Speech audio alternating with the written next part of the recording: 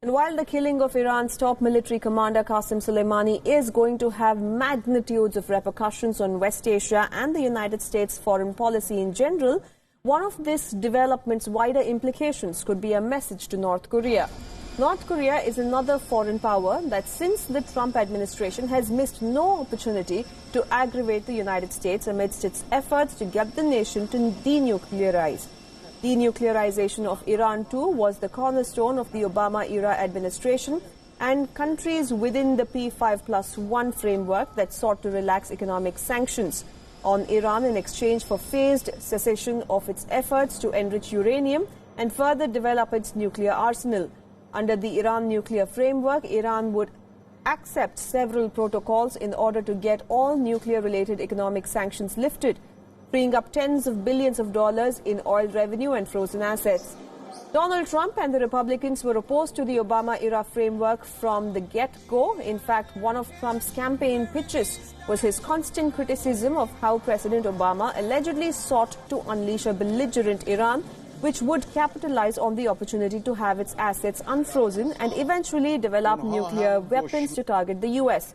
The hysteria around Iran eventually taking matters into its own hands among the Republican-led Senate was palpable. So where does North Korea and Kim Jong-un come into this equation? Well, getting North Korea to cease and desist from enriching its nuclear stockpile was one of Donald Trump's pet projects. The Trump administration treaded cautiously in trying to bring the formerly isolated nation of North Korea into the fore with a slew of soft diplomacy tactics that included letters of admiration and joint public appearances by the heads of state.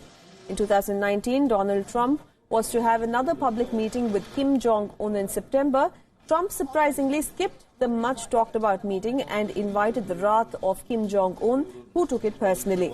Since then, North Korea has minced no words, launched many missile tests, flaunting its nuclear prowess, and even went on to issue a veiled threat to the United States in the form of a gift that it would send to America on Christmas.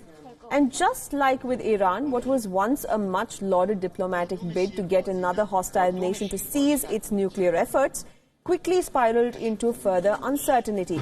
The killing of Iran's top military commander in a drone strike further signals to North Korea that threatening the United States and eventually aggravating it is not going to go down well for the Mount Pictou bloodline leadership in North Korea.